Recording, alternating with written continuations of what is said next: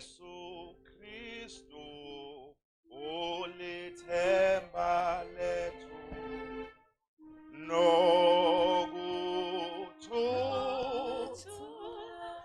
uyasipha khona nefa lethu ligcine ezulwini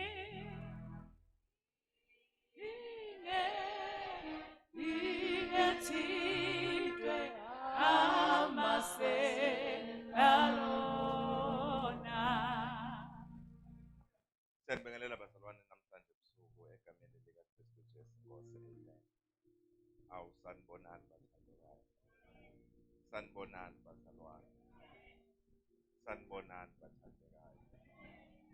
Ngicela bazalwane ukuthatha leli thuba sibonge uNkulunkulu uMoya Ongcwele umnikazi webandla. Asishayeleni uNkulunkulu wethu izandla kakhulu bazalwane.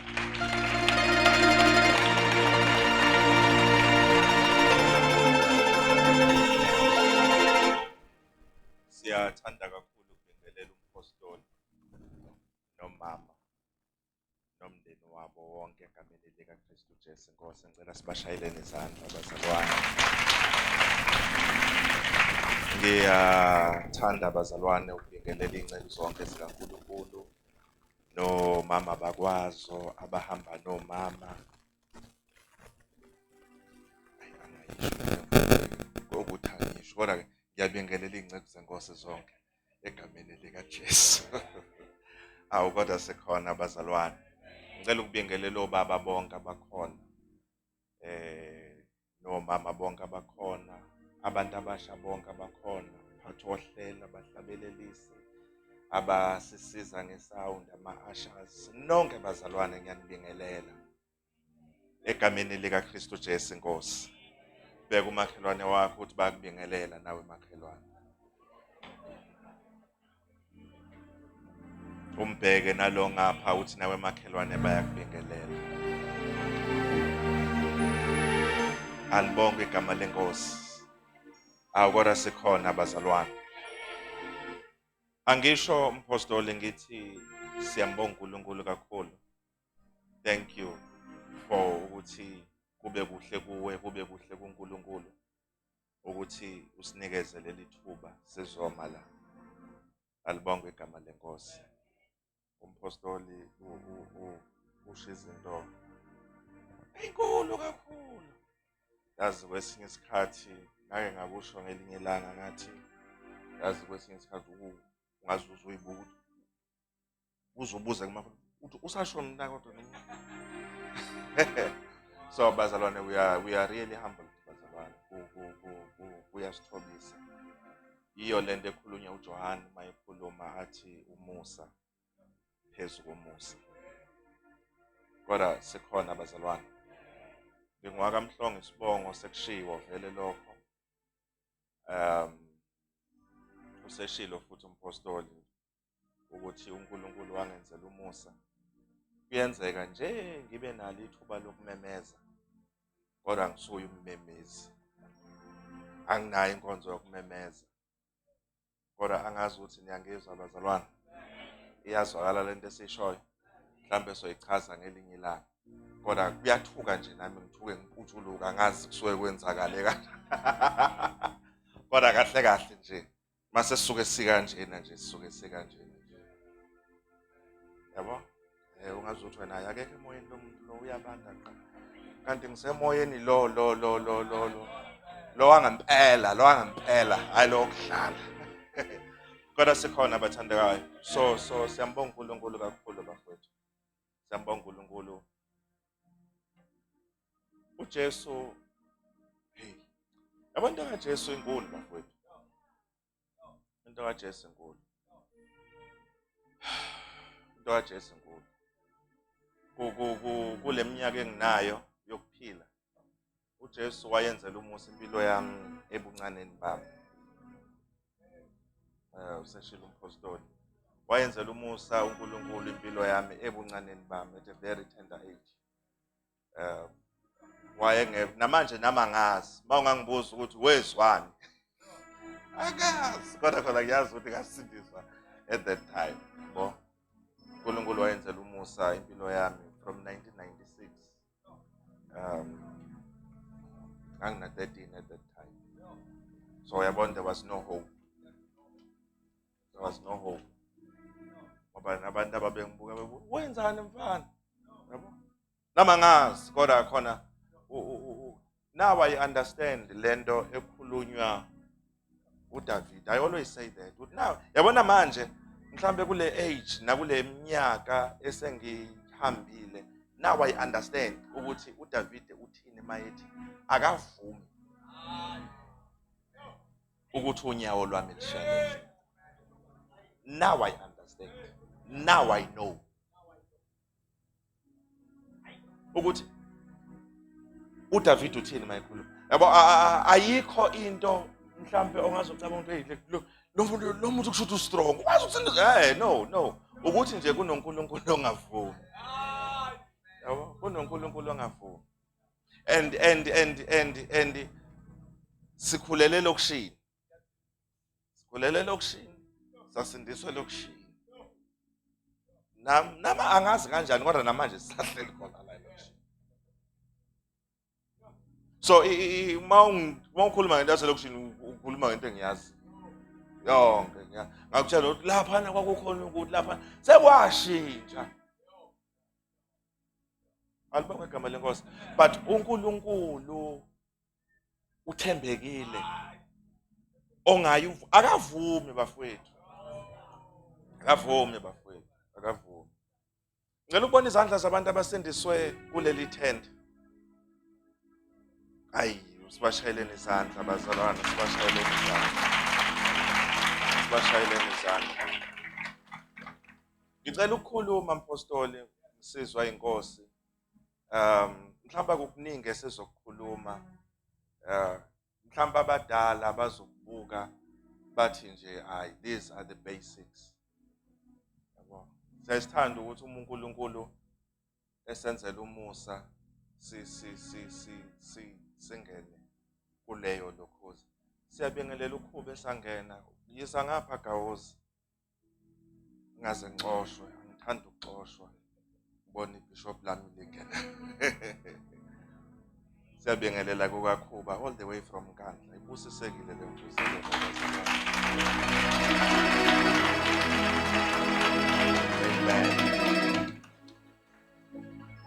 amen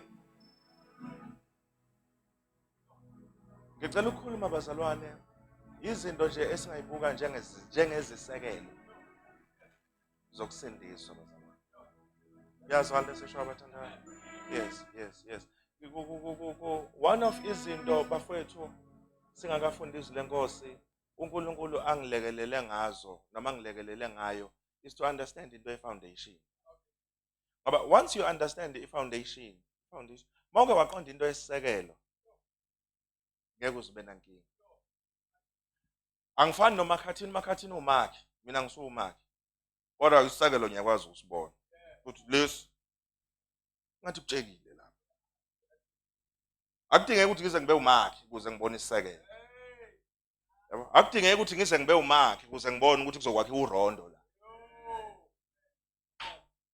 kodwa yazana ngisho akudingeki ayidingi ukuthi ubuka nje isisekelo hayi la inkulu le ndlela ezokwakhiwa la noma incane isisekelo isona esikhulumelayo isisekelo isona esisholoyo alibonge igama lenkosi so into engishoyo bafowethu into ethi la kwaKristu nakhona kunesisekelo so kubalekile ukuthi usunderstand into yesisekelo into yensindiso sizokhuluma sisizwa inkosi ngama levels noma kuya ngokuthi ufuna ukubiza ngani ngama levels akulento yensindiso ngicela sivuleni izwi lenkosi singaze singakhuluma kusekuseni kanti manje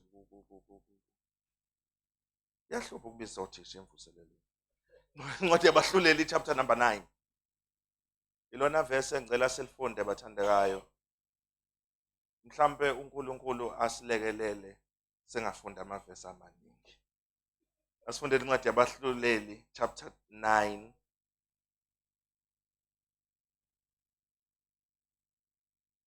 Judges chapter number 9, asifunde verse number 50.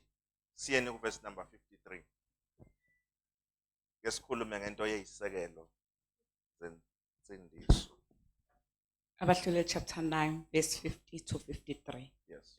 U-Abimeleki wayeseya eThebesi, wamisa malungana neThebesi walithatha. Nako.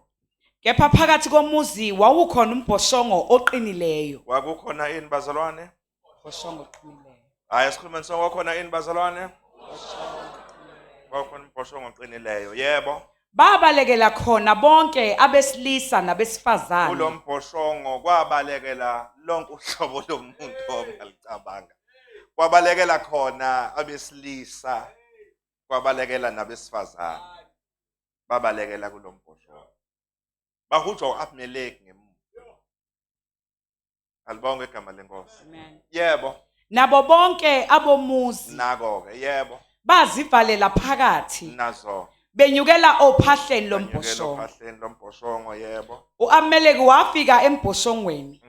Walwa nawo. Nazo. Wasondela eminyango wombhoshongo ukuba awushise ngomlilo. Yebo. Owesifazane othile waphonsa imbokodwe ekhanda lika-Abimeleki, wachimiza ikhanda lakhe. Izwi lakho Nkosi liyaphila, liphelele, khuluma kithi ngalo ngegama lika Kristu Jesu Nkosi. Amen. Sithe bazalwane sizokhuluma ngama levels kulento yensindiso. Noma ngama stages, mhlawumbe ngisebenzise lelo gama. Ngama stages ensindiso. Ya, mhlawumbe lingcono lelo ngoba umuthi levels abantu bavela bathi uyakhushwa ngama stages ngegaba. Sensindiso bazalwane. Sikhona bathandekayo. Now, ngicela sibambe lento ke ukuze sithandazeni. Mhlambe angizukukunikeza kakhulu i-background yala ngoba ngifuna sisheshe singene la. Mase asuke sinande i-background so singaze sifike kule ndaba ngoba indaba ende kakhulu, indaba kaAbimeleki oyindodana kaGideyoni nabafowabo abawu-70 ababulalayo. Yabo so izoba indaba ende kakhulu. But asiyibambe la sesikhona.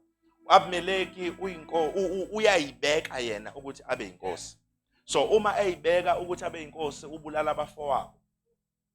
Let's fast forward sifike la sikhona. Mayibulala abafowabo then useyaphuma uzingela bonke abantu ababekhona ababe against yena. Uyababulala almost bonke.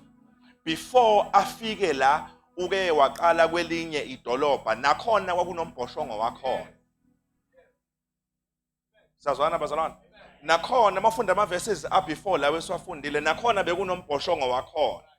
So uma kunalo mbhoshongo okhona mayefika waBimeleki ezohlasela babalekela phakathi. And then kwareportwa kuAbimeleki ukuthi abantu abafunayo babalekele embhoshongweni eShekemi. Mayefika khona lithi iBhayibheli wavele waya ehlathini wafike wagawula ukhuni. Wayesethi kulaba ahamba nabo njengoba ningibonile ngigawula nani yenza nokufanayo. Bagawula abantu bonke behlela kulombhoshongo bafike babeka inkuni balayitha basha bonke abantu ababephakathi bafa. The following day adlulele kwelinye idolobha futhi elali against yena. Mayefika kuleli dolobha laseThebesi, mayefika khona afika khona nabantu bakhona benze the same story. Babalekele embhoshongweni owawukhona kuleli dolobha. Kanti ngaleli langa uhambe kabi ngoba lo mbhoshongo wanamhlanje awufani nalo wayizolo. Alibonge igama lenkosi. Ngayizolo bebefila abantu yebo but owangaleli langa umbhoshongo ungoqinileyo. Ngamanye amagama umbhoshongo ohlukile kule yaminye imbhoshongo eyaziwayo. Awufani nje nembhoshongo eyaziwayo yonke. Akwona ngazi noma sekhona abazalwane. Mhlawumbe ke ngiqale ngasekugcineni ukuze ngibuye nayo kanje. Lithi iBhayibheli ke uma kubalekwa abantu into yokuqala engiyithandayo eyenziwa yilabantu baleli dolobha. Bathi mabezwa ukuthi kunesitha esizayo okuAbimeleki igama laso.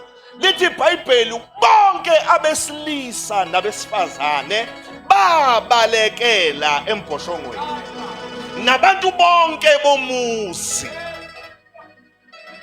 Alibonge igama lenkosi. Ngamanye amagama akekho umuntu owayemi ngemfundo yakhe, akekho umuntu owayemi ngeimali zakhe, akekho umuntu owayemi ngeimoto zakhe. ongenamoto nonemoto bonke babalekela khona, onemali nongenayo bonke babalekela khona, owaziwayo nongaziwa bonke babalekela khona. Lithi iBhayibheli abantu bonke bomuzi babalekela embhoshongweni ngoba babe understanda into eyodwa ukuthi if we are to survive kunombhoshongo kufanele sibalekele kuwona.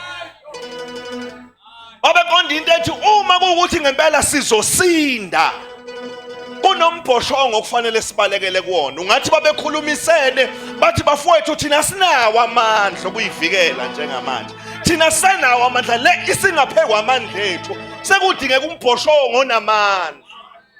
Hayi kodwa uNkulunkulu angazi noma sikhona bazalwane, sekudingeka umbhoshongo onamandla esizothi masingena kuwo sikwazi ukulondeka. Ungathi babelazi ukuthi kuyofika omunye oyokhuluma ngelinye ilanga akhuluma amagama athi igama likaJehova lingumbhoshongo onamandla. Ungathi babazi ukuthi kuyokhulunywa lawo mazwi kuthiwe nolungile uyabalekela khona, and uma efika khona umbhoshongo wona unamandla okumlonda. Alibonge igama lenkosi. Akalondwa ulwazi lwakhe, akalondwa i-experience yakhe, akalondwa inoma yini ongayicabanga, ulondwa umbhoshongo ukuthi umbhoshongo unamandla. Namandla lo mbhoshongo ukulonda umuntu. Akona uNkulunkulu angazi noma nikhona bazalwane, singofakazi balezo zinto.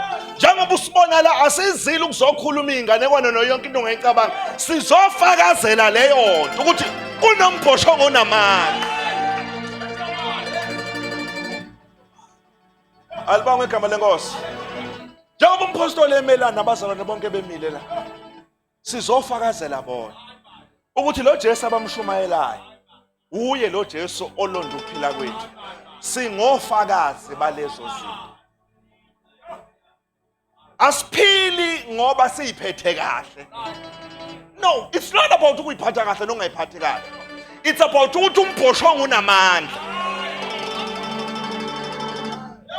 Uma kuwukuthi ukwazile ukubalekela khona, uma ubalekele khona, umbhoshongo wona wenza umsebenzi wawo ukuthi angikulona. Hawu, angithi kuye kwakhulunywa amagama, kunamagama akhulunyiwe encwadini yeSambulo. Kwathiwa wena unamandla amancane. Mafunda incwadi yeSambulo yohlangana nalawo magama. Kwathiwa wena unamandla amancane. Kwase kuthiwa kodwa kulamandla akho amancane awuliphikanga igama lakho. Ngamanye amagama uNkulunkulu akanankinga nokuthi unamandla amancane. Kodwa ngiyazi ukuthi awakho amandla amancane kabi. Kodwa into engiyithandayo ukuthi emandleni akho amancane igama lami lona uliphikanga.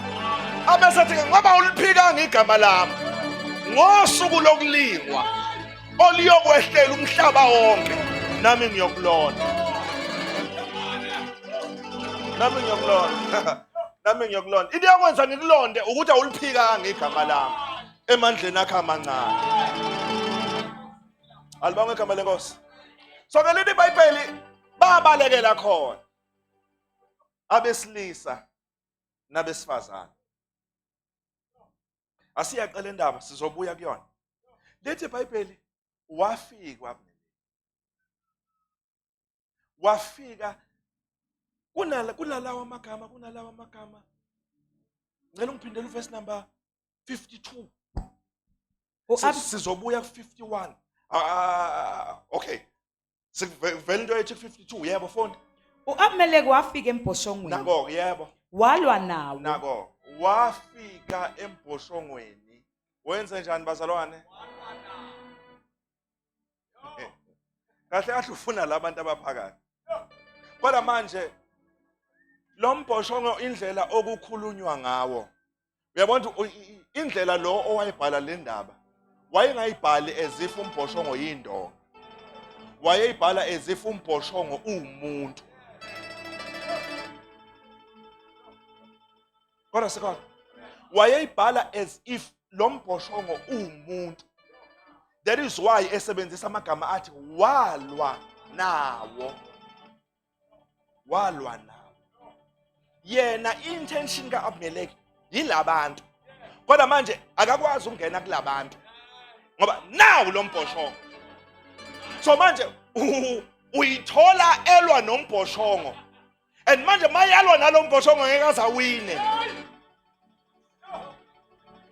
Ngeke azawine ngoba manje ayithi lento uPaul ayikhulumayo mayithi ukuphila kwethu kufihliwe kuKristu. So ngamanye amagama uma kuJesu ukuphila kwakho kufihliwe kuJesu ekuNkulunkulu. Yabo? So ngamanye amazwi ukuphila kwami nokuphila kwakho kukude. Kukude. Akukho madimoni, akukho Sathane oba namandla ukuyokutatulula kukhipha. Ngoba ofuna wena kufanele azodlula kuKristu, azokhipha phakathi.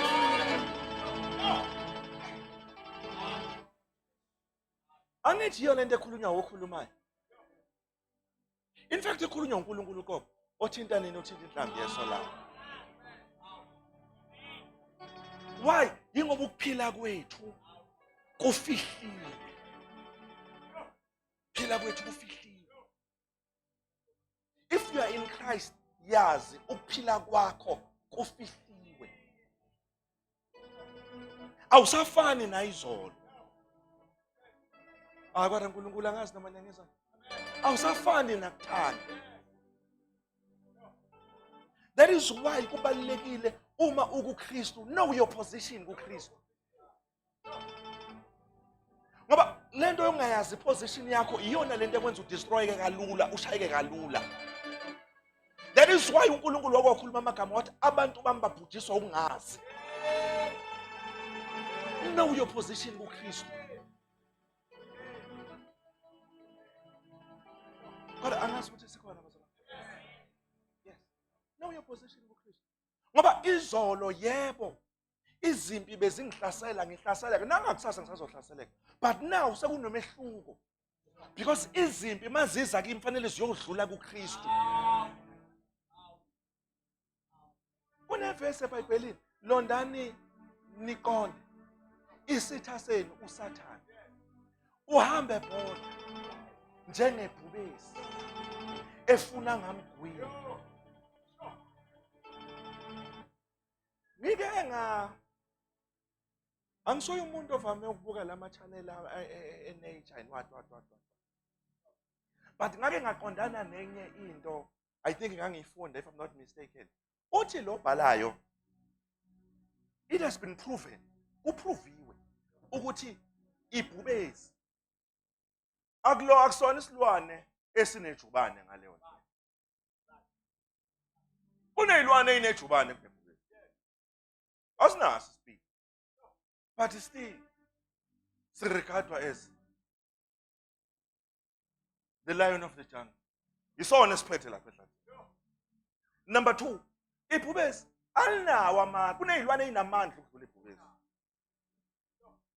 Kunezilwane ezinamandla kunebhubesi. Ondlovu nobani. Kunezilwane ezinamandla ukudlula ibhubesi. Yabo? Ezinye vele ngishaya ngophondo kanye kuyisihlahla sonke. Ibhubesi lutho.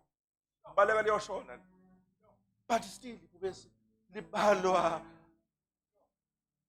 njengenkosi linjalo. Futhi ibhubesi alilikhulu, kunezilwane ezinkulu ukudlula ibhubesi. Kakhulu. But still lincane linjalo. Libalwa as the king. Usathi lo maye ichaza lento uthi one of izathu ukuthi ibhubesi liya understand kahle iweakness yalo. So alizokulokho lihlupha lihambe ligijimisana nezilwane zonke. Into eliyenzayo ukuthi livele libhonge kakhulu. Libhonge kakhulu. Bese kuthi onogwaja nayo yonke izilwane ezinejubane zivele ziqhashele zona la zicashe khona. Bese dawu ngadla. That's exactly what Satan is. So, manje leli vesi uhambe ebhodla njengebhubesi likhuluma leyo. Uthuma imisindo yomndeni. Wena ucabanga ukuthi sekuphelile ngakwanlutho akakaqali ngisho uqala akakuthinti ngisho ukuthinta. umsindo nje. And uma lo msindo ufika wena uvela ugxumume ngale. Phelile. That is why kunevesi elithi uma umoya wombuso ukuvukela. Ungayishiya. Why? Yingoba wayazi lo khulumayo ukuthi amandla akho nokuphila kwakho kusekwi position yakho. But once wavumela noma yini yakwenza wasuka. Unenkinga. Yazi ngelinye ilanga ukuhlejwa umuntu ohamba naye. Hayi ngoba kwenzakala lutho akonakele lutho umsindo nje. Ngelinye ilanga ukujikelwe nabakuzalayo. Ngelinye ilanga ukujikelwe nawo ozalwa nabo. Hawu ngelinye ilanga ukujikelwe nawo okhonza nabo.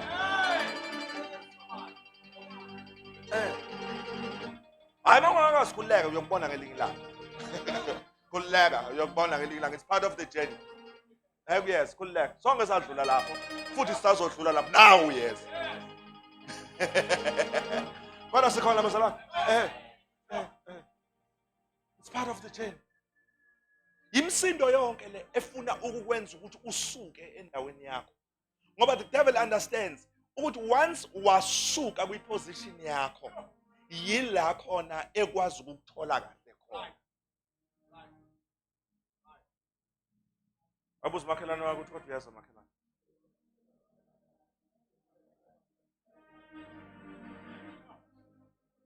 Therefore kubalekile ukuthi uma ubuKristu know your position kuKristu. Uma endaweni uKristu akunikeze yona. Understand into eyodwa ukuthi bonke abamamukelayo banikezwa amandla.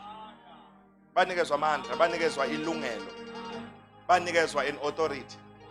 Yokuthi bathiwe bangabantwana bakaNkulunkulu. Lento yokuthi bangabantwana bakaNkulunkulu is not a label. Ngoba lize lithi verse eliqhubekayo bazelwe. So akuyona ilebula nje ukuthi bangabantwana. Hayi labo bantwana. Bazelwe. uNkulunkulu. Okay. Asiqhubeke. Asibuyele nevesini elingenhla. Kepha phakathi komuzi wawukhona umbhoshongo oqinileyo. Babalekela khona bonke abesilisa nabesifazane nabo bonke abomuzi bazivalela phakathi benyukela ophahleni lombhoshongo. Sizofisa sikhulume ngama stages ento yensindiso. Sikhona bazalwane. Mhlambe sizobala awu3 noma u4 sithandazeni kuleli verse. Number 1 ukungena. Number 1 yini bazalwane? That's number 1. Ukwenza njani bazalwane? Ukungena. Number 2 fanele kuvalwe. Bona sikhona bazalwane. Wesibili yini bazalwane? Akuvalwe. Number 3 uzawuthola uJohn 11. John 11 uma uJesu evusa uLazaro wathi mthukululeni. That would be your number 3. Mthukululeni as in John 11. And then the last one bakhuphukela phezulu. Kodwa angazi ukuthi siyazwana bazalwane. Iyazwa le nto bazalwane. Bakhuphukela kuphi bazalwane? Please note abakwazanga ukumnqoba uAbimeleki besangena ngomnyango. No. Abakwazanga ukumnqoba. Kwafanele bakhuphukele phezulu. Kodwa uNkulunkulu angasinamanya ngesa bazalwane. Iyazwa into engisho bazalwane. Siyazwana bazalwane. Sonke bazalwane la ekholweni sihamba kulama stages ento yensindiso. Mhlambe asisho bazalwane ukuthi lama stages enzeka ngezikhathi ezingafani. Awenzeki onke same day. Awenzeki futhi ngespeed esifanayo. Mhlambe asisho futhi ukuthi each and every stage inempi yakho. Okufanele uyiwine and then once wayiwina udlulela kwelandelayo. Lento yasensindisweni injengawe nje noma injengengane yakho ingena epreschool. Idlule konje kuyaphaswa nepreschool kodwa ke idlule iye kwa grade 1. Kwa grade 1 ke ngiyazi ukuthi kufanele iphase. Yabo? Idlulele kwi level elandelayo. Unfortunately la insindisweni akukhondona. Angazi mina ngafunda hayi futhi leyo khondona ngayizwa ngase ngiqedile ngoba yayingekho kithi leyo khondona kwakuthiwa nje hayi izinto yabo akhondonwana kodwa angazi ukuthi sekhona bazalwane. So into yokuqala bazalwane ebalekile ukuthi umuntu akawubone umbhoshongo. Njengoba umpostoli ekhona nabazalwane bonke bekhona ebebeshumayela la, akukuningi abazokwenza, bazokukhombisa nawo umbhoshongo la ungakhona. Now bakutshela ukuthi bonke abantu abafuna ukusinda, bonke abantu abafuna ukubaleka, bonke abantu abafuna ukuphepha, zonke intombi nezinsizwa nomama nobaba abafuna ukuphepha kulesi sizulu babalekela kuloya mbhoshongo.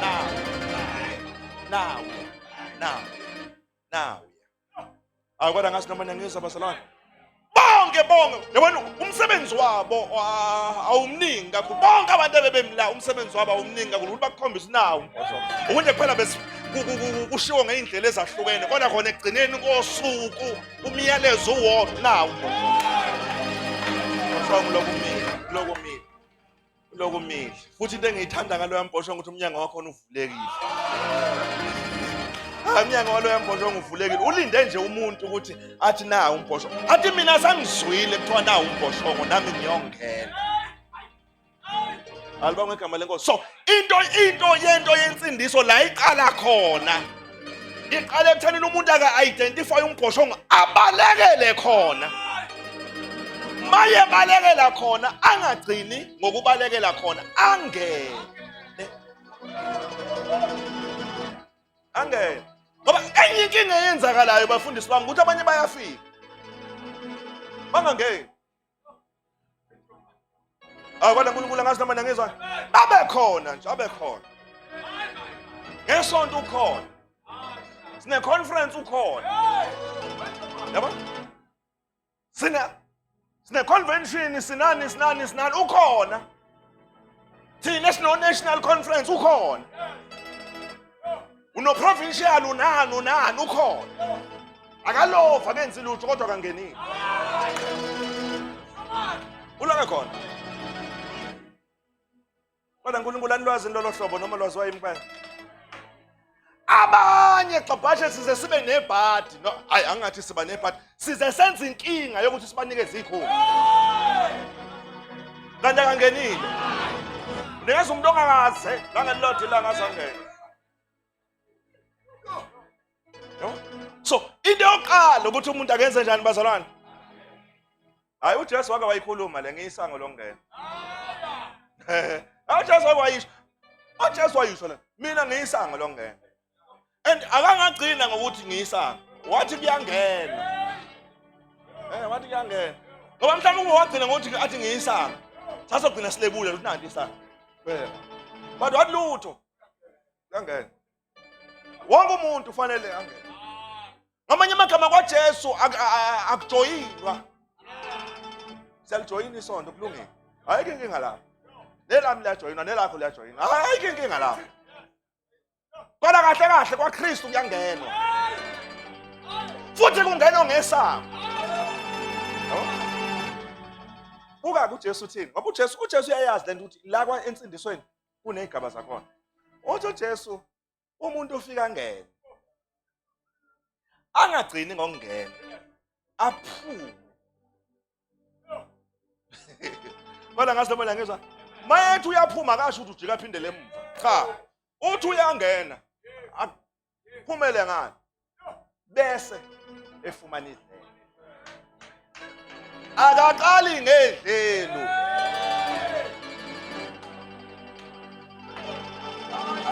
Yini idlelo yisonto lami.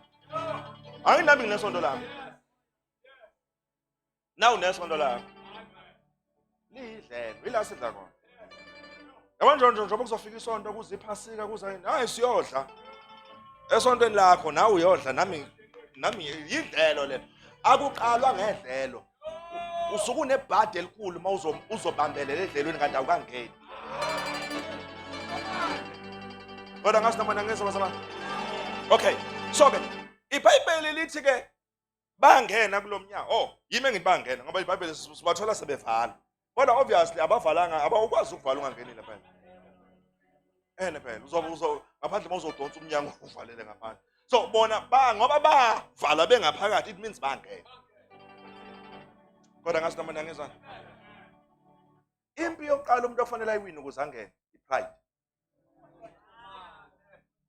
Ngishilo ngathi zonke lezi zinto ezikhuluma ngazo zinezimpi zakhona. Impi umuntu okufanele ayiwine ukuze akwazi ukungena lapha, i-pride. Because abanye into ebabambile ukuthi bangene, i-pride. Ubanjwe nje into ethi bazothini. Uyangazi mina ukuthi ngifunda kangakanani. Uyangazi ukuthi nginasifunda sini. Bazothini sengikule yale nsindiso.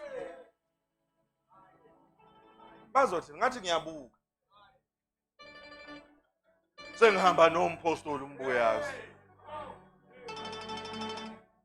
Kodwa ngazi namanje ngezama. Into ebamba abantu i-pride. Nala indlini abanye babanjwe i-pride. Anye i-pride ifihle ngokwesaba. Kanti it's pride. Enye pride yenza ngathi uyasaba. Hayi ngeke. Kanti mayenze ezinye izinto lapha. Akasaba. Zenza mina kubona wonke umuntu. So it tells you ukuthi kahle akusinto yokwesaba le. Uthi une pride. Once ngoba into yokuqala umuntu ofanele I-understand into ethi into yokubalekela kulombhoshongo ayisizi lo oshumayelayo. Isiza lo obalekayo. Umuntu okuyena osizakalayo yilo ongenayo. Lo oshumayelayo usuyefana nomuntu osuke emiphezulu ezothi bafowethu ngingenile nami. Ngiwoza nami. Boss, ubuzo uthi umnyango kuthiwa nawo umnyango ngena.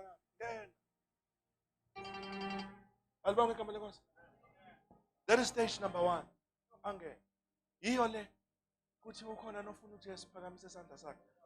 Le yongena ngomnyango yenzeka instantly. Yenzeka same time. Yenzeka same time. Le yongena ngomnyango yenzeka kwesinye isikhathi ungezwa ukuthi kwenzekeni. Ngoba nansi into efika kube ngathi xaka abantu. Ukuthi mina bengilindele ukuthi ngathi umuntu ngazombuza kanti wena ubulindele uzozwa kwenzakalani kunyakaza amathumbu.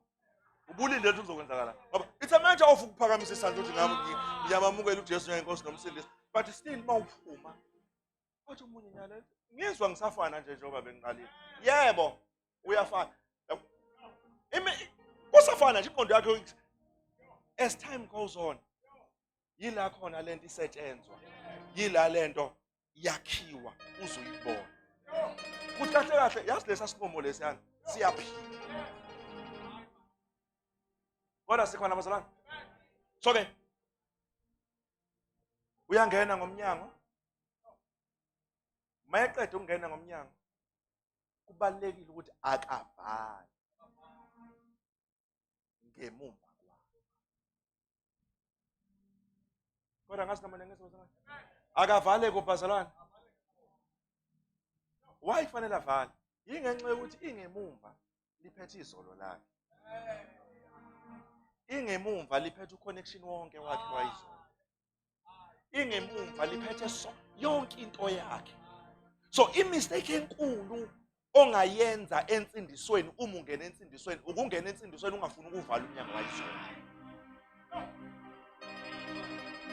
That is why uma ungena entweni yensindiso one of izinto ofanele uyigade abantu ohamba nabo.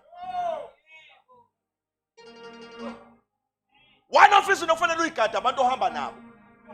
Because uma ngingena entweni yensindiso but still ngisahamba nabantu bayizolo. Chances are bazongidonsa. Ngoba umnyango vele awuvalekile vele. Awukhwitha wena uyophaphamisa ungaphandle. Ubuza ukuthi umfundisi yazi mfundisi bengisindisa angazi nami kwenzakaleni. Angazi nami. Ngithi. Kwavele kwathi nje ngabona nje nami. Inkinga ukuthi usuke wangena wangafana. Kanti ukuba ubuvalile nabangani bakho nabantu bebekade bengabangani bakho bebezothi yazi usuyabhora ke manje.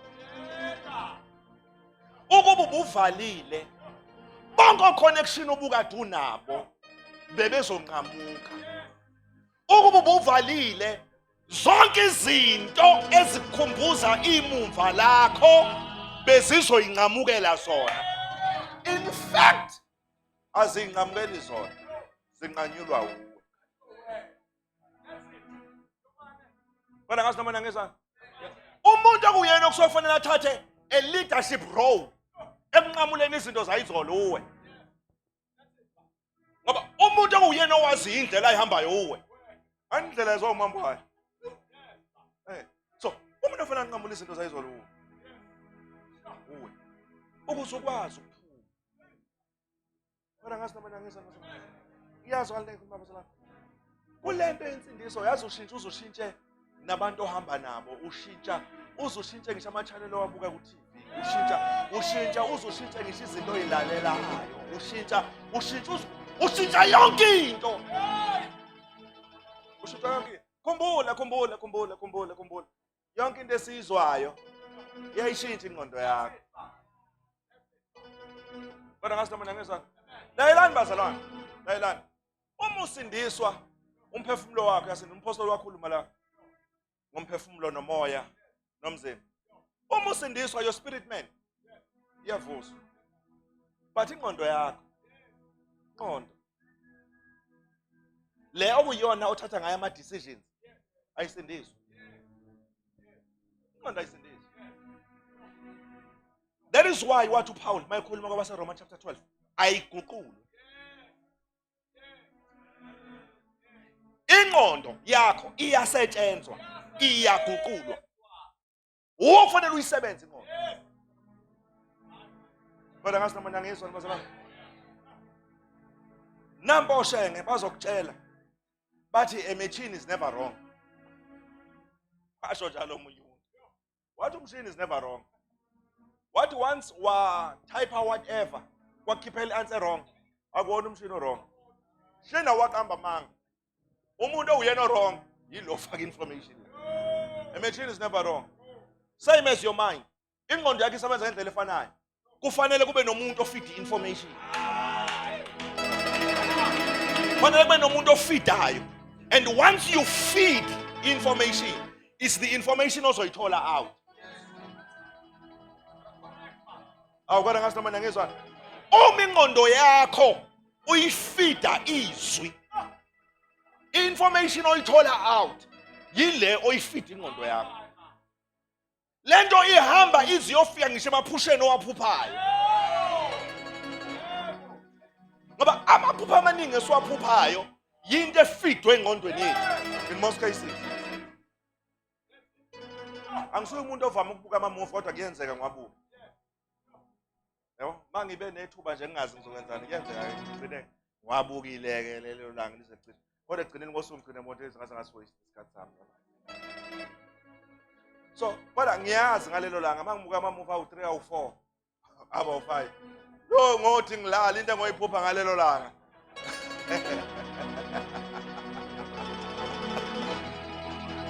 Into engoyiphupha ngalelo langa ngobe ngihutsha ubusuku bonke. And mangivuka lapho angikhuzi madimoni, angisakhuzi madimoni mangivuka lapho ngoba ngiyazi ukuthi into ebengade ngiyifida. Into ebengade ngiyifida ingqondo yami ilanga lonke. Therefore ebusuku ingqondo yami yayibuyisa yonke le. Ukuthi kuphela manje seyibuyisa sukusiyenzeka kuwe. Umehluko nje kuphela kusoze uyilona. So engasayena lobo umbuka lapha ehujwe intabeni, soze khujwa wena. Kodwa ngazi noma sikhona bazalwane. So, what I'm saying bazalwane ukuthi ibalekile into oyifeed ingqondo yakho. Ibalekile into oyifeed ingqondo yakho. Siphila kwisikhathi se-social media. Yabo? Siphila esikhathini la khona abantu befuna ukutrenda. Yes, abantu bajahe content. And unfortunately, abantu uyibona abatrendayo yilabo abenza izinto ezirong. Umuntu usavela avuka ekseni nje akhuluma into ephambene nezwi. Atrend umhlaba wonke. Ampostoli abakhuluma izwi la ngempela hayi lutho. Yabo, sinoba senhlazi. Una lo wena. So uma ufit ingqondo yakho gada ne-content oyifit engqondweni yakho.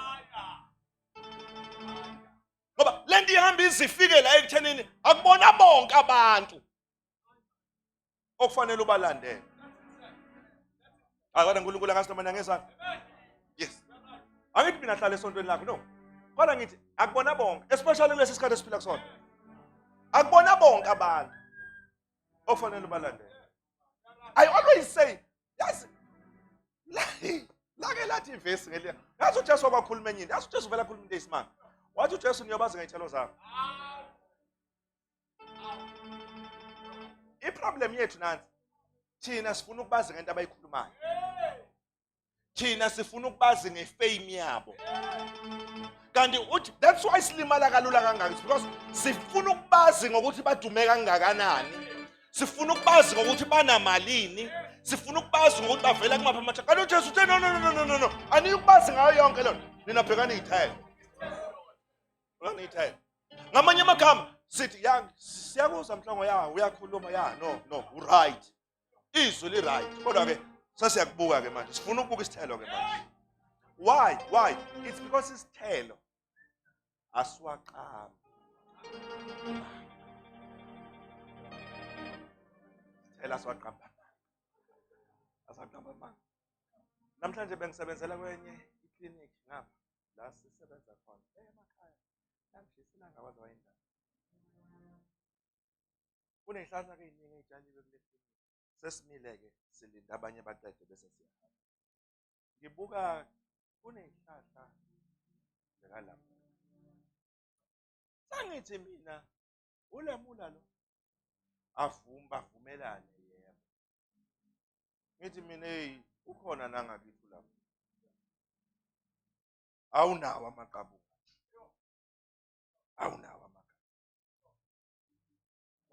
Kodwa manje ngiphika uhalf. Ngoba manje ngicaba ukuthi ngiyasibona isithelo sakhona. Ngixakwe nje amaqabunga khona. Yabo namagatsha khona. Kodwa manje isithelo ngiyabona ukuthi ayisona impela le. Lezi noma singavutha kodwa ayisona impela le. Kodwa manje ngiyacela ukuthi lapha kwase kubanje wazi wathi omunye no ukuthi lona ulamula wesilungu.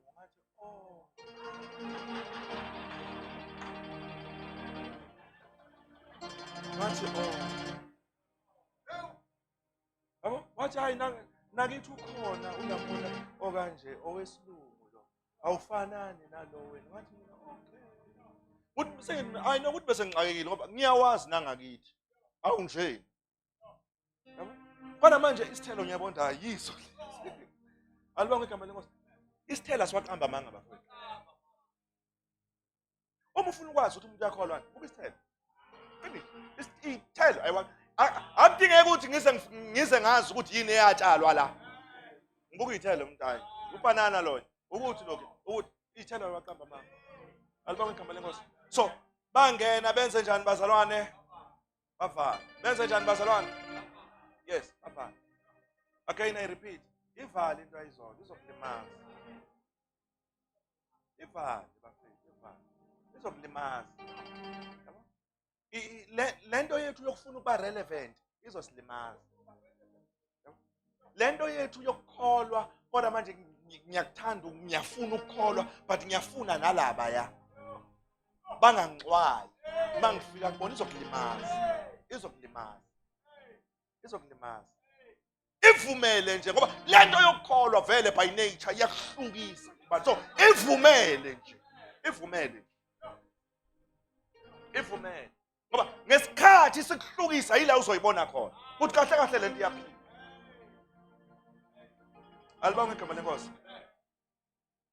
Number 3 ukuze sivale. uJesu uvusa uLazaro. Siyazi indaba kaLazaro. Angifuni ukuyilanda indaba kaLazaro ngoba kuzovela phambi kwakho isikhathi. Siyazi indaba kaLazaro. Ungxaba uJesu esemvusile uLazaro. Nakhona lapho kwenzeka yona lento esishona. Kunezigaba ezintathu nakhona.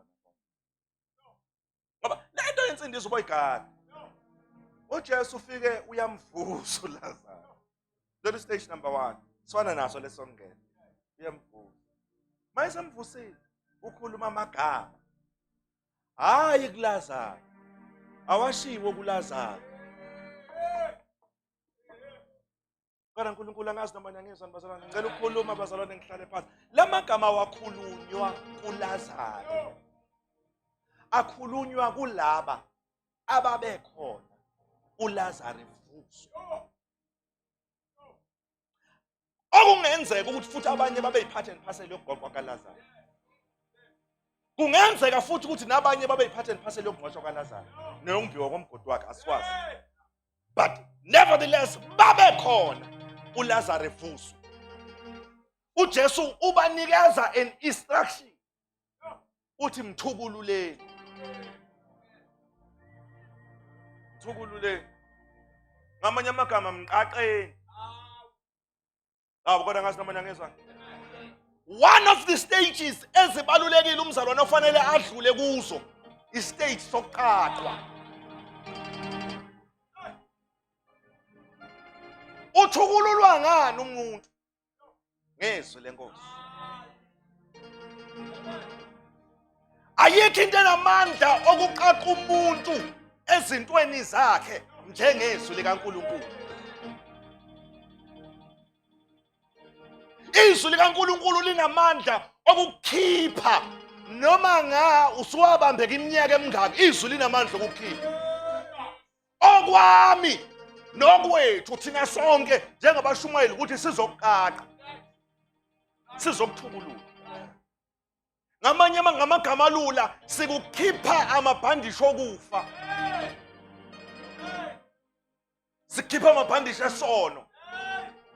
Awunawo amandla wena okulwa nesono sinqobe. Nama nginawo amandla. But kwabiza ukuthi akube khona abantu abazongiqaqa ngezwi likaNkulunkulu. Bayenze ingqondo yami ivuleke. Ngikwazi ukubona ukuthi hayi lokhu kuyenziwa, lokhu ku right, lokhu akuko right. Kodwa ngathi noma ngizwana, yikho singasashayeki noma. Hey sake sashayeka. Bakhona bakushaya futhi mhlambe impostoli abazalwane bamanje baphenduke kahle ngoba at least senikhona niyakwazi ukubanaka nibafundise. Thina wawuyibonela ngendlela uyohamba unqumuzeka kuzo zonke into ngalezi ushayeke ubuye uhlale phansi ucabanga ukuthi ngiyeke ngoba nabakhona banaso isikhathi. uNkulunkulu loyo ngomoya wakho ongcwele owayevela afika athi hayi khuleka khona kuzoba right. Ake sizame futhi nangakusasa sivuke siye khona. Yabo ngelinye ilanga sithi hayi siyayiyeka manje sithuke sesikhona futhi. Ngase ngiba lapha futhi manje ngoba mina bese ngithe ngiyayiyeka le kodwa ngazi noma ngizama. But namhlanje unethuba wena at least wena ungcono ukuthi kuhlale kwefundisa ukuthi yini umthandazo. Kanti ubuyini umthandazo? Ufundiswa wonke babona baza bayibiza ngesiGreek nangesihebheru. Yabo. I-aim nje ukuthi wena uthukulule. Hayi inhloso eziningi mfowethu ukuthi kuqaqwe wena. Uqaqe wena wazi ukuthi izimpi zasekhaya ziliwa kanjani. Wazi ukuthi ekhaya lento yenziwa kanjani. Kodwa uNkulunkulu angazi noma ngizwa. That is why incwadi yezenzo ikhuluma amagama athi baqinisele esifundisweni. Kodwa ngathi noma ngizwa baqinisele kubazalwane. Yes, esifundisweni. Ngamanye amagama kubalekile. Wathi umunye umzalwane ekhuluma ngelinye ilanga wathi uma ukholwa fanele uyazi into oyimele before wazomelene nayo. Wathi manje into eyinkinga ukuthi siyayazi simelene nayo kodwa siyazi siyimelele. That is why kwesinye isikhathi izimpi zisishaya kalula ukuthi siyazazi izinto esimelene nazo. Manje leyo ungayazi oyimele yenza ukuthi noma ungayazi omelene nayo awuzukwazi ukuthi liwa kanjani. Kodwa ngazi noma ngizwa bazalwane. Yes, ngoba akuzona zonke izimpi ezidinga ukuzila ukuwe. Akuzona zonke izimpi okufanele uyiphendule. Ezinye ubaleka ngeenyawo. 2 feet long. baleka ngawo zwangampela. Thina nje uNkulunkulu asenzela umusa sineyimoto, ezinye ubaleka ukuthi ungene emotweni ushaya ukhiya. Gone. Kona ngazi noma ngizana. Akubaleki ingane namanje futhi mina ngigudi kabi lapha khohlwa. Khohlwa.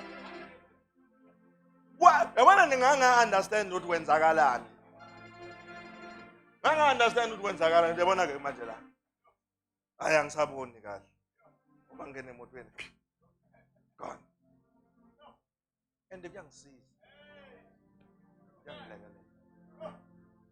Kodwa ngazi noma ngizama sama. Ukubaleka awubaleki ngoba uweak. Akusona afanele uyifake impini ubuka. Afanele kunezimo kufanele ubonde yabona la. Inkinga le. Afanele uyifake inkinga ngoba once wayifaka ubuka. Mase fanele uphume. Umbuzo oqala ozobuzwa umalini masofika ukuthi kanti wena ubungaboni.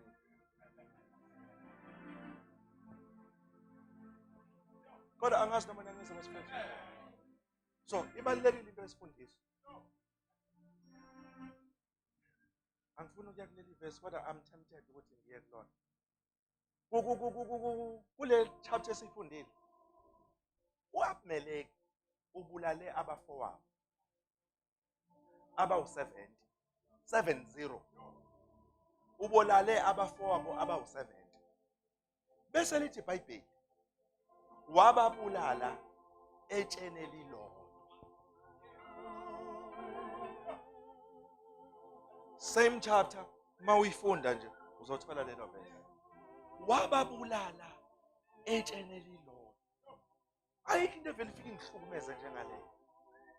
Manje ngiyayibuza ukuthi babe ngabonini. Ngoba siwu-70. Phela u-70 akuyona inamba encane. Ukuthi uyacabanga nje ukuthi zothi ifika ku-10. Ku-10. Mina ngilapha ku-7. Ngiku-10. Hawu ngikude kabi. Angisekho la. Hawu abantu bonke befa. Etshene hayi ukuthi washintsha amatshe. Cha. Wafika omunye. Nya. Walanda omunye. Wabekwa khona la. Nya. Walanda omunye. Wabekwa khona la. Nya. Baphela bonke 70 futhi. iBhayibheli lisirekhodela ukuthi wasinda uJotham omncane, the last born. Naye wasindiswa yiyo lento engishoyo. Wathi inhlaka wabona hayi konakele la wadla phansi. Kuthi iBhayibheli leli iBhayibheli wasinda yena yedwa. Ngoba naye waqasha. Ngamanye amagama into eyamsindisa akasindiswanga ukuthi hayi mina ngike ngalwa izimpi mina. Ngoba one of izinto ezisibulalayo kulento yensindiso experience. Experience yakhe nguSamson. Indoda enamandla, giant, yashawa experience. Kwathiwa hayibo nawo amaSamson nansi izitho othi ayikhuleka mina ngizovuka. Ngike ngayivuka nayizolo. Nangaleli yalanga ngavuka namhlanje ngizovuka. Kanti ngaleli langa akazi ukuthi ngibedi. Bafethu ngizohlala phansi. Themba kuJehova ngayo yonke inhliziyo yakho. Themba kuJehova ngayo yonke inhliziyo yakho. Ungenciki kokwakho ukuqonda. Don't lean on your understanding. Alibonge igama lenkosi. Bafowethu kodwa uNkulunkulu wasemazulwini. Uma singena sisendaweni yensindiso asiwazi amatshe abulala abafowethu. Imandaya asiwazi amatshe abulala abafowethu. Abafowethu abanye besumayela nabo. Abanye besihlabelela nabo. Abanye besikholwa nabo. Abanye besihamba nabo. Namhlanje abekho. Asisele ngoba sinamandla. But we recognize amatshe abashayeka kuona. siwagadile amatshe abashayeka kuwona. Sinomsebenzi futhi wokuwagada amatshe abashayeke kuwona. Hayi sinceke senkosi uNkulunkulu akasisize bafowethu. uNkulunkulu akasisize bonyawonke ke siwabheke amatshe abafowethu abashayeke kuwona. Izingozi abangene kuzo singangeni kuzo.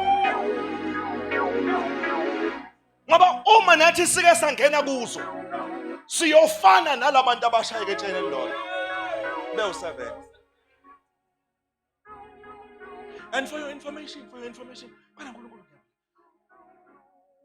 zimbalwa izinto ezishaya abantu. Nawe uyazazi, angifuni ungena ngoba nawe uyazazi. Uyazi ukuthi umfundisi wakho nomfundisi usibanibani washawa u1 washawa u2. Uyakwazi. Lalela. Angiphinde futhi. Awusele ngoba ustrong. It's not ukuthi you're strong.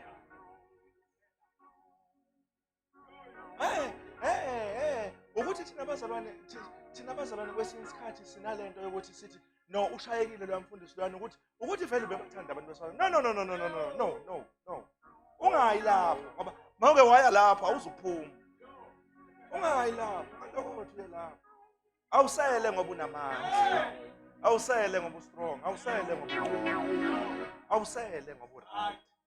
Futhi awusele wena ngoba uzilile. It has nothing to do nento yakho yokuzila ukudla nento. No. It's all about grace. It's all about grace. The day you fall, ngelanga mhla wakhohlwa. Yingathi uDavide wambonga uJehova mphefumulo wami ungakhohlwa ngoba mhla wakhohlwa. It never becomes akusabi ngenxa kaNkulunkulu sekuba ngenxa yakho. And the day kuba ngenxa yakho is the day uthi kuNkulunkulu ngidedele. It's all about grace. Asingashawe etsheni elilodwa. Uma beshayekile abanye lapha nawe gada ungashayeki lapha. Futhi into engiyithandayo nabashayekile bayasho.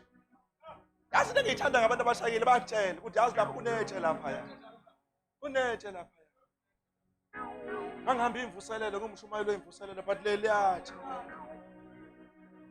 Olgada na. Ungayitsheli ukuthi uzovela udlule. Olgada. Alibangwe igama lenkosi. Bakhuphukela endaweni ephakeme. Bakhuphukela bayaphezulu. Izinto zethu bafowethu sesithandayo. Zenzeka masise endaweni ephakeme. Lo abamnqobami ngabimeleki ongena enqabeni. But the day bekhuphuka beyaphezulu, it gave them an advantage over isitha sabo. Ungathi nabapostoli bayigada lento. Bathi asikhuphukele ekamelweni eliphezulu. Yonke into yethu ilungiselwe ekamelweni eliphezulu. Uma uNkulunkulu asifice sesendaweni ephakeme. Alibonge igama lenkosi. uNkulunkulu akasilekelele bafowethu. Wani into engiyithanda eyakhulunywa evama ukukhulunywa mayikhulunywa ngokhozi. Yinto ethi ukhozi luyakwazi. Yazi ukhozi enyinyoni. Sokhuluma ngayo elinye la. But one into engiyithanda ngayo ukhozi livele lithatha inyoka embi eyingozi. But aluyithathi lulwe nayo la. Ngoba luyazi ukuthi masi kwi-territory yakhona ngeke ngiwine. Lukhuphuka nayo. Luyele. Ngoba luyazi ukuthi mase ngile phezulu noma ngayiyathanda ngeke izenze lutho. Bafowethu, impilo yethu ukuze siwine izimpi zonke akuyiwe phezulu. Ukuze sikwazi ukuyiwina yonke into kubiza ukuthi thina sonke silibandla wonke umuntu athi ake siyeli phezulu. siye phezulu ngomthandazo, siye phezulu ngokuzila ukudla, siye phezulu ngobungcwele, siye phezulu ngombhalo. Sonke siye endaweni ephakemeyo, ngoba endaweni ephakemeyo yila izinto zonke ezenzeka khona. Amandla ethu onke asendaweni ephakemeyo. Yibathi okhulumayo uma ekhuluma, bhekani kulidwala enaqhezulwa kulona, nakuyimbobe enakhishwa kuyona.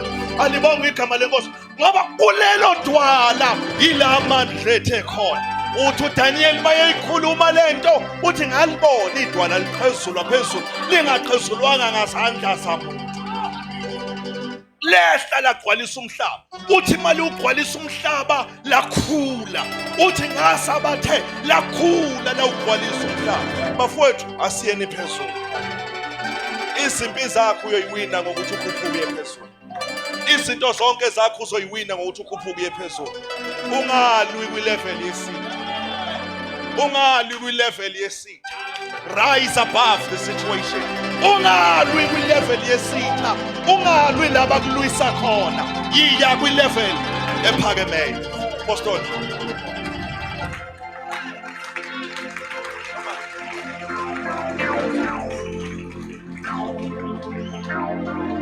Begani kucheselo nolide no piwa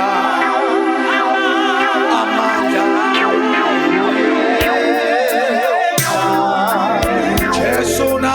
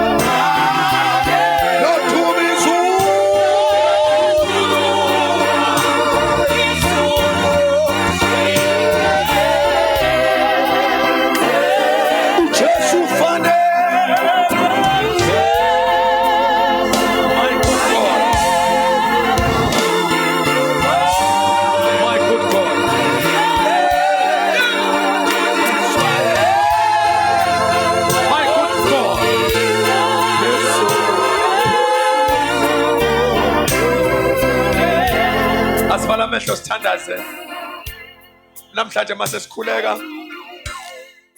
Ukhona into ethi emoyeni wami.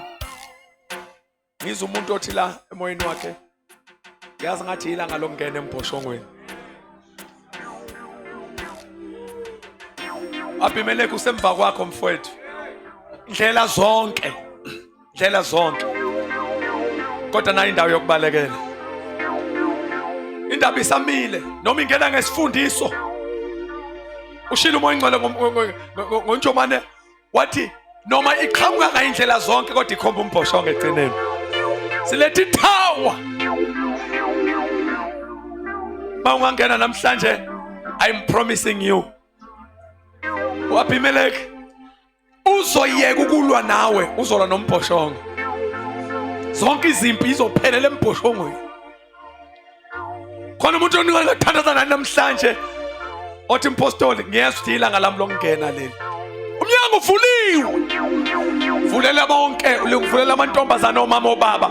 Lithi iBhayibheli kwangena abesilisa kwangena abesifazane, kwangena obaba kwangena omama. Lithi nomuzi wonke. Wangena embhoshongo noyi-1. Into engithusayo la Njomane ukuthi kungena ngisho umuzi wonke kanti wawungakanani lo mbhoshongo. Umbhoshongo ongagcwala namanje awugcwele. Make wangena namhlanje awusho ifemale wena out, wena ubaba out. No, mukela lonke uhlobo. Khona nomuntu esingakhuleka naye namhlanje, ngizwe emoyeni wami ilanga lokungena. I want to pray with you. Mawukhona kule ndlu namhlanje uthi uNkulunkulu siza mina ngene. Phambi isandla sakho la ukhona, sifuna senze umthandazo sivale. Ufuna ukwenza a special prayer with you. Mawuzwa ngathi ilanga lokungena namhlanje, siphambi isandla nje siqonde umuntu ongenayo. Akuzona izandla zasesontweni nje zonke, kodwa abantu abathi ngiyangena namuhla. Impilo yami ingaphandle. Phambi isandla bantwana bami ningasabi. Phambi isandla nje ungesabi. Siqonde ngathi ngiyasithanda, ngiyayibona lezi ezendumiso lezi. Sathi ngaze ngithole leso ngoba lesiyisayi. Ngiyayibona uNkulunkulu akubusise, ngesibona isandla emfa lapha. Khona isandla ezingibonayo lapha futhi ezo3. God bless you. Abanye bakhuluma, ngicela ningakhulumi, ningayidiscuss lento akuyona into okuxoxa. Eyakho nje. Awuyenze ngoba uyenze umfweni, uyenza ngoba uyenze wena. uNkulunkulu anibusise. Ngiyabona isandla esikhulu abangani bami, as always. God bless you. Thank you God. Hallelujah. Ngicela ukuthi laba abaphambi izandla bazongibonithela abantwana, ngiyababona abaningi. Engibonithele bona kodwa ngicela ukuthandazana le group for today. Lapha ya, khona ngibabona lapha. Khona isandla esinye ngisibona sivela kancane lapha ya. Ngicela nize ningaphambili, ngifuna ukuzothandazana nani bantwana bami, sesiyavala inkonzo. Lalela, uzongena embhoshongweni namhlanje. Wenzela isitha. Wenzela izinto ezikulandelayo. Ibandla ngazi noma abantu abeze kuJesu laba. God bless you. Ubhenga ke mithandazana. Ubhenga ke. God bless you. God bless you. Makhona omunye okwenzeke ngephutha singakavali umthandazo. Uyezwa ukuthi ilanga lakhe lokungena leli. Mhlawumbe kwenzeka leya pride esobala necashile. Lolu uvalo oluzwayo luchaziwe la ngaphandle. Akulona uvalo pride. Ngoba mawuphela yonke le atmosphere uphinde ube right. So xosha lento oyizwayo. Thathe nayo lento eshiwo inkosi. Ungayireplace ngalutho lento. Ayikho into engakwazi ukureplace lento. Jesu kuphela ongakusiza. Ngena embhoshongweni. Futhi listen, kuyangeneka. Uyinkosi akavaleli umuntu. Thank you Jesus. Phambi izandla izithandwa zenkosi. Ufuna senze lo mkhuleko nani? Nisho lo mthandazo nami nithi inkosi Jesu.